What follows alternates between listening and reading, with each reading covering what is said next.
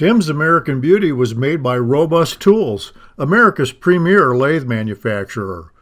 Quality hardened tool rests and live centers too. Robust. Built to turn wood. Enjoyed for a lifetime. Thompson Lathe Tools, made by a woodturner, for woodturners. Now I can really see well. We're going to start doing this. Bring up the speed a little bit more. I can actually see water on the tool rest right here. This won't take long to get it rounded out because it's green wood, and watch the length of the shavings to come off.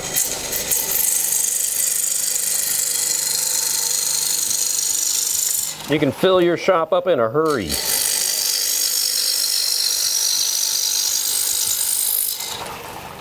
Sounds like it's raining, doesn't it? Well, it kind of is. Okay, that's around already.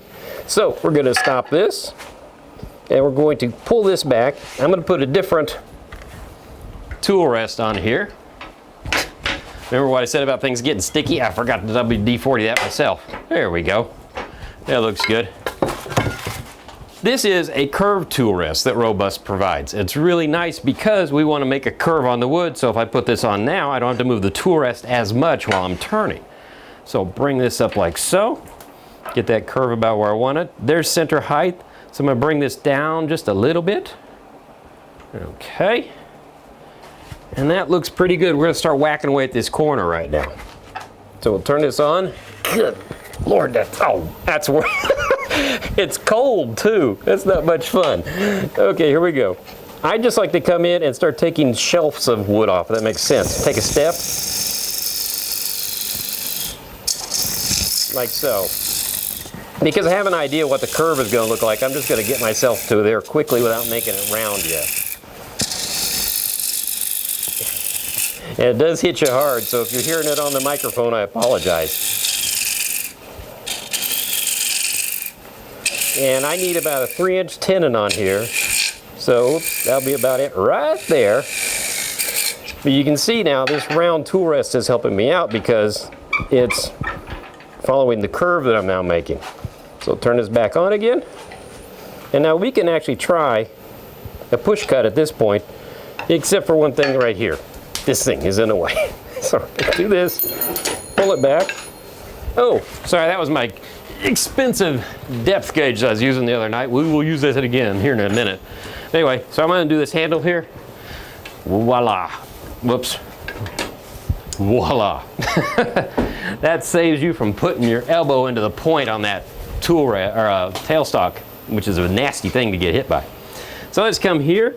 I'm going to adjust this camera just a bit on the fly while we're here. What the heck? There we go, that looks good. So now we're going to start making a curved push cut in. So I'm going to start here, rub the bevel. And once we get going, your elbow's kind of out on this because you can't keep it in tight to your body and get over the lathe like this. So you got to fly it for a little bit. Then I try to bring it into my body as soon as I can. Now when it does that, you're taking too much of a cut with the wing of the wood, so just come out and start a smaller cut. And they make much bigger bowl gouges, and I could really just take gigantic cuts, but I wanted to have a little finesse, so that's why I'm using a little smaller bowl gouge. But anyway, I'm watching the shape as I go here, and this is looking pretty good.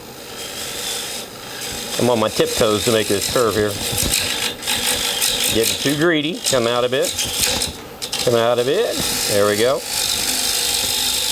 I love turning green wood. It is an awesome thing to play with. There we go. Now I'm just going to blend this in here where I went too deep. And let's see. There we go. Make this nice and smooth to this point. Now the bowls that I turned, I didn't do any sanding on, but I'll show you in a minute the things that you run into when you sand green wood. Because if you sand it now, that is a good thing because you're getting it out of the way. But one thing is I want to refine my shape, so I'm going to come up here with the tool on an angle and just do a pull cut like so. And I'm actually watching up here in this corner. I'm watching the profile of the wood while I do this, not down here, because once I have the right contact with the tool, I know what I can look up and see what the shape is. I know the tool's doing the cutting because I can see the wood moving off the edge. So I'm just doing a small pull cut here,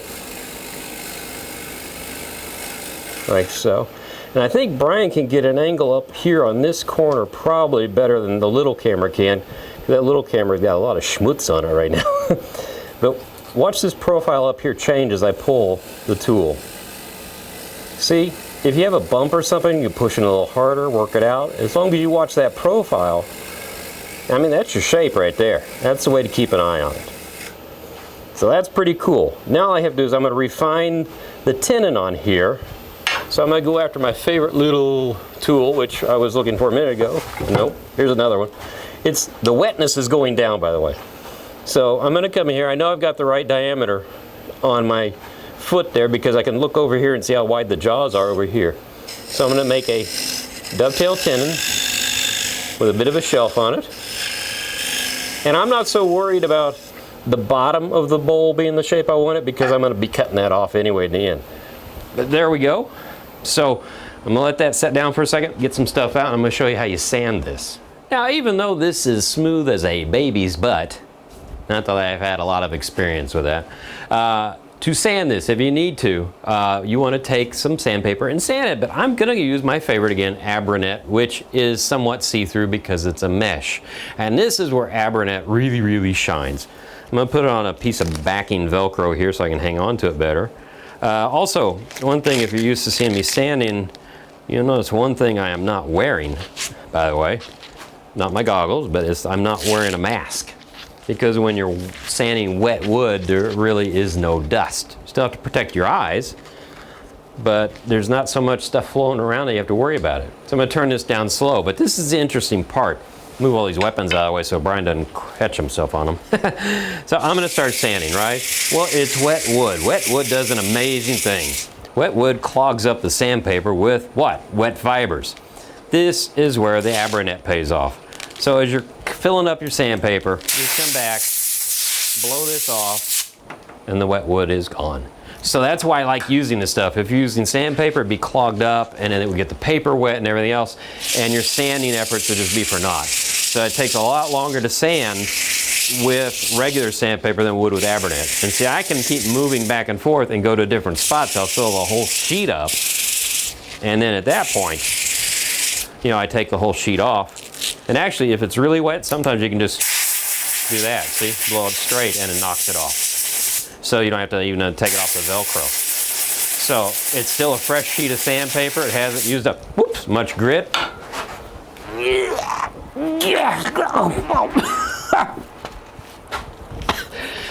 looking at me, bum? Yeah. Anyway, so like I said, this is a great way to sand it, and I would probably take this to about 240 anyway, because I'm going to keep getting this thing wet as I'm working it just so it won't dry out. But anyway, next step is we're going to reverse this, put it in the chuck, and start hollowing. Now we've got the blank mounted in the chuck, and we're getting ready to start here, so I'm going to turn this on, and we're going to start hollowing the bowl, which is pretty normal. I've got my goggles on now because I'm really out of the way of all that wet. Now Brian, on the other hand, we'll see what I can throw his way in a minute.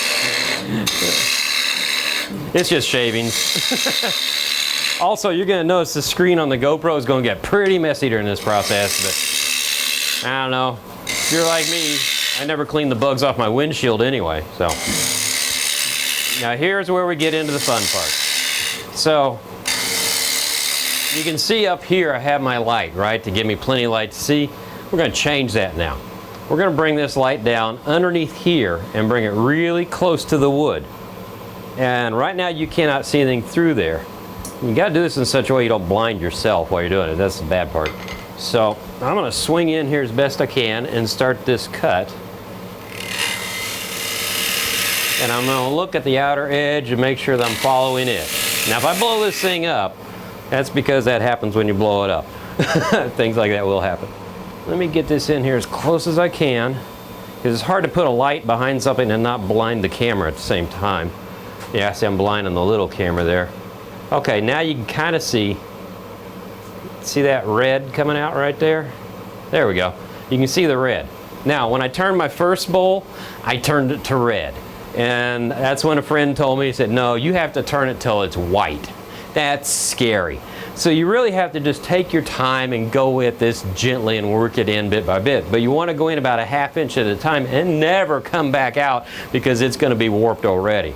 So right now, I would say I'm about 1/8 of an inch in diameter, and you can see the red. Let me just take it down a little bit more here. Give us a little more red area to look at. And I'm rubbing my bevel, then I'm touching the tip now when I'm in this zone. So you can see we have a little bit of red going, right? And I don't think I messed up the GoPro enough. You can still see that, okay.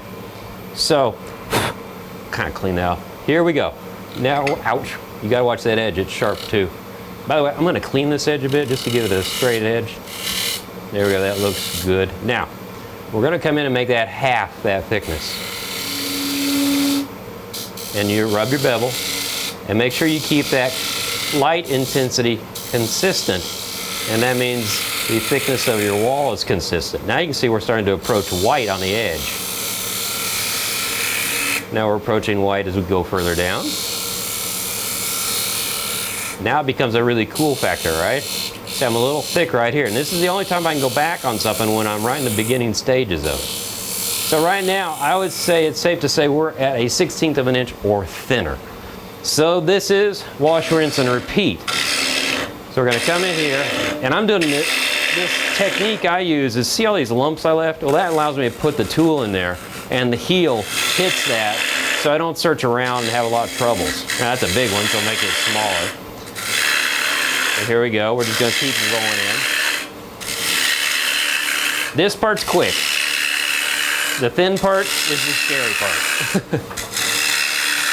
And also we're gonna have to probably wash Brian off in a little bit. And this lens is getting really gunky. Yeah, that really helped, didn't it? I'll use a paper towel on it. Ugh. And as I lean my head over here, I'm getting wet. So it's lots of fun. Okay, so here we go. Now, why am I doing this so ultra thin? Because when you do it ultra thin, the bowl has a tendency not to crack. The thinner it is, all those stresses are relieved during the turning process, and there's very little wood left to move, so it doesn't break the fibers and cause any problems. Whoops. Come in there, make sure I'm seated before I do this. And you do have to pay attention to this, so I'd advise you not to talk to anyone while you're doing it. That's a bad thing. So you can see I'm into the red again. I'm letting the bevel hit first. I'm letting this part of the tool hit first, then I touch the tip. It's kind of hard to see because it gets a slurry on there because this is so wet. But I'm not even going to use calipers through this process because the light is my caliper. And this is where it's scary because when I turned it and it was red, I was nervous. When I turned it and it was white, I got really nervous. And one thing you can do during this whole process, I'm going to stop this so we do not slather Brian.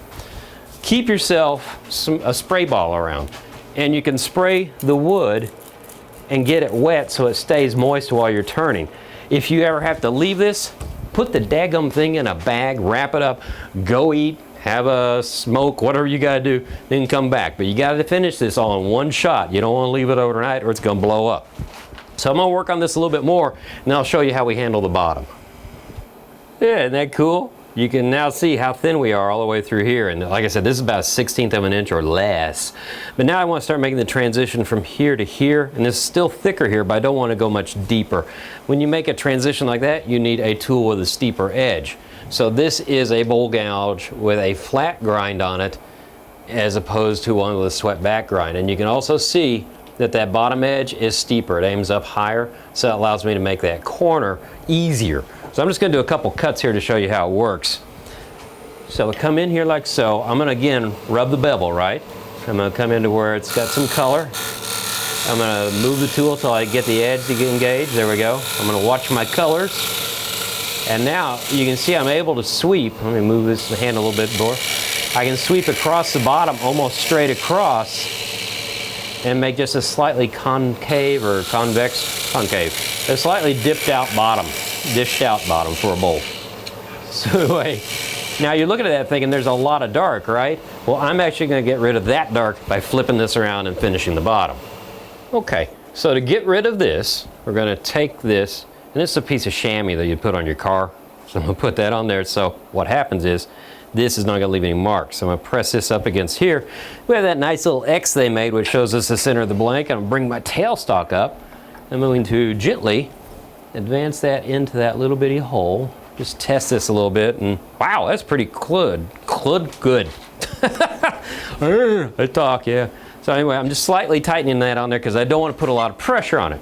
So, anywho, one trick you can do at this point, and I don't know if this will be easy to see, you can see where get rid of the cloth a little bit, but you can see this is about where I need to start going. The bottom is right about here, so I'm going to start removing this wood with the bowl gouge and just make a nice curved bottom.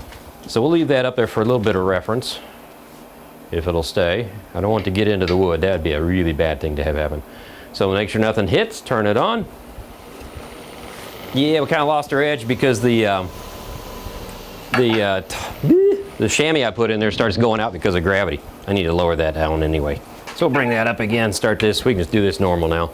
I know where I gotta be. But anyway, the whole idea is you just start whittling away at this excess wood so you get to where the bottom is.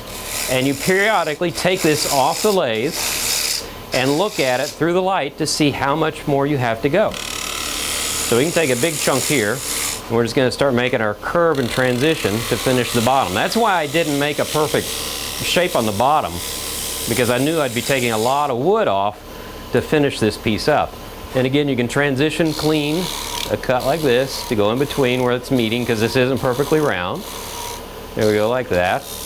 Looking good. One thing you can do is you can stop it and thump it. See, that sounds pretty thin there right now. And I bet you if I can move that cloth, yeah, you can see how thin I got already. There's some red right there, so I just need to keep going in there. So once I get this all the way done, I'll normally sand it a little bit. I'm not going to this time. But then we'll have it popped off of here, and we'll take a look at it. So once you get your finished bowl off the lathe, you're going to wind up with a little bit of a nub here. You can leave that as a foot if you want, but keep in mind that makes the wood thicker. It's going to be more likely to crack, and you want thin. You want something to be like that. And speaking of thin, remember the first bowls? Well, I went ahead and cut them in half. This is the first one I turned, and I thought I was thin. This showed red through here. That's not thin enough because you can see the cracks. However, on this one, you can see I saw white. And now look how thin it is. Even the bottom is a 1/16 of an inch, and this is even thinner up in here. So that is how you make a scary thin bowl, and one that will just shape and do anything you want. And if it's Madrone burl with a lot of burl in it, it'll look phenomenal. And I do want to thank Northwoods Figure Wood for sending us the wood. So anyway, that's the way you do it. Until next time on Woodturning, keep turning, I guess. But I'm sorry, I'm distracted because there's something I still have to take care of, and I can't think about what it is. It's just on the tip of my brain. Phew. Ah, this stuff stinks.